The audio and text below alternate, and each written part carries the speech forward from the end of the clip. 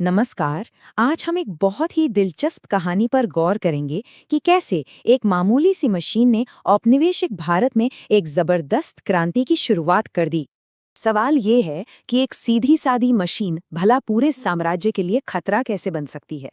चलिए इसी को समझते हैं। देखते हैं कि कैसे 19वीं सदी में जब छपाई सस्ती हुई तो उसने एक ऐसी सामाजिक और राजनीतिक लहर पैदा कर दी जिसने ब्रिटिश राज की जड़ों को हिला दिया।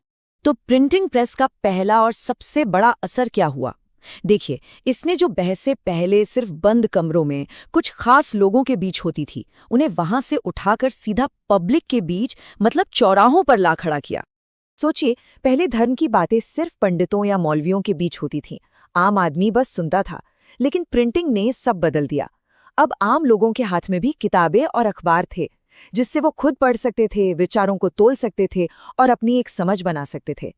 ये जो लाइन है ना, धर्म पर बहस मंदिरों में नहीं, किताबों और अखबारों में होने लगी, ये उस पूरे बदलाव को एक झटके में समझा देती है। प्रिंट एक तरह से विचारों का खुला अखाड़ा बन गया था। बंगाल में तो ये चीज बिल्कुल सामने देखने को मिली। एक तरफ राजा राममोहन रॉय जैसे सुधारक थे जो प्रिंट का इस्तेमाल करके पुरानी रीति रिवाजों पर सवाल उठा रहे थे, तो दूसरी तरफ रूढ़िवादी लोग अपने अखबारों के जरिए जवाब दे रहे थे। और बस वहीं से शुरू हो गया एक पैम्फलेट वॉर, मतलब विचारों की एक जबरदस्त लड़ाई। और ऐसा नहीं था कि ये सिर्फ एक ही समुदाय में हो रहा था। मुस्लिम धर्मगुरुओं ने भी इस नई टेक्नोलॉजी को खूब इस्तेमाल किया। उन्होंने भी सस्ते प्रेस से अपनी बातें लोगों तक पहुंचाईं, अपने लोगों को गाइड किया और अपनी पहचान को मजबूत किया। अब देखिए, जब लोग पढ़ना लिखना सीख रहे थे तो उनकी दिलचस्पी भी बढ़ रही थी। वो अब सिर्फ धार्मिक बातें नहीं, बल्कि ऐसी कहानियां पढ़ना चाहते थे जिनसे वो जुड़ सकें, जो उनके बारे में हो। और इसी मांग ने, कह सकते हैं, साहित्य और कला की एक नई दुनिया ही खोल दी। इसमें सबसे बड़ी चीज थी नॉवल, यानी उपन्यास। ये एक बहुत बड़ा बदलाव था, क्योंकि पहली बार लोगों को ऐसी कहानियां पढ़ने को मिल रही थी जिसमें उन्हें अपने ही इमोशंस, अपनी परेशानियां, अपनी जिंदगी की झलक दिख रही थी। लेकिन कहानी सिर्फ शब्दों तक ही नहीं रुकी।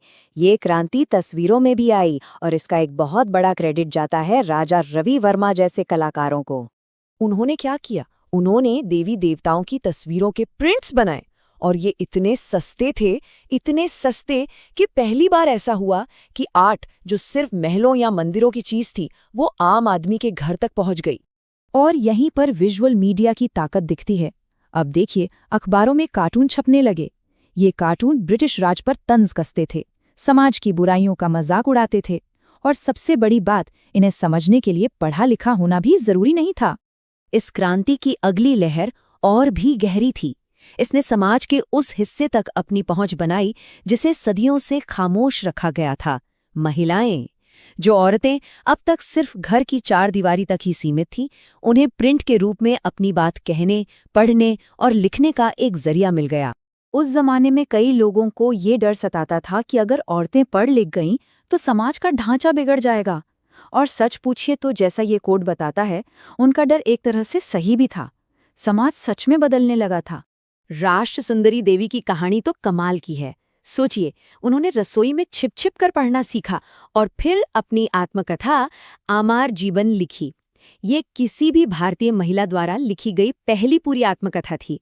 उन्होंने अपने अनुभवों को एक आवाज दे दी।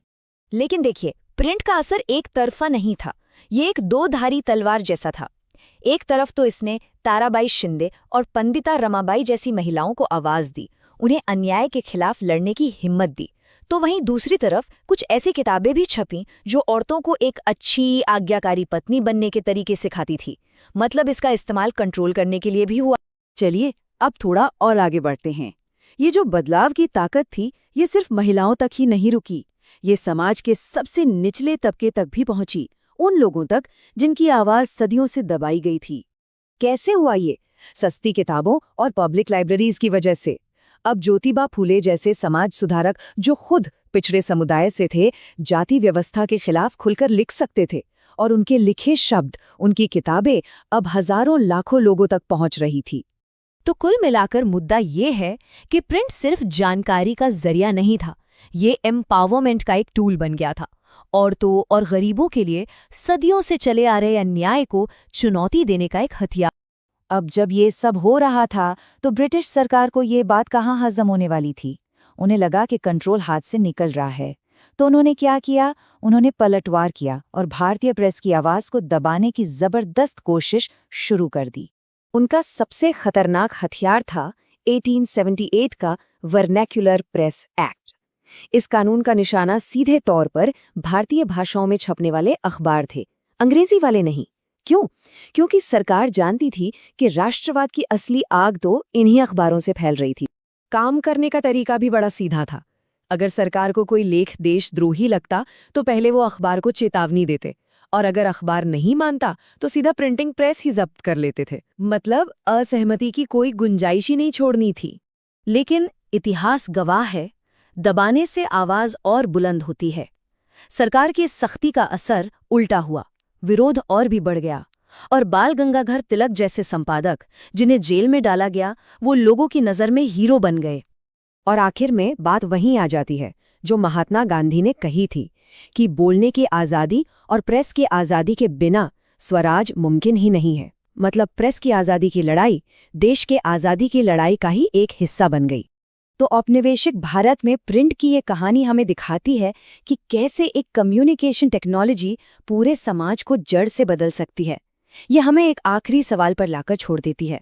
अगर उस जमाने का इंजन प्रिंट था, तो आज के दौर में हमारी पीढ़ी का वो प्रिंटिंग प्रेस क्या है?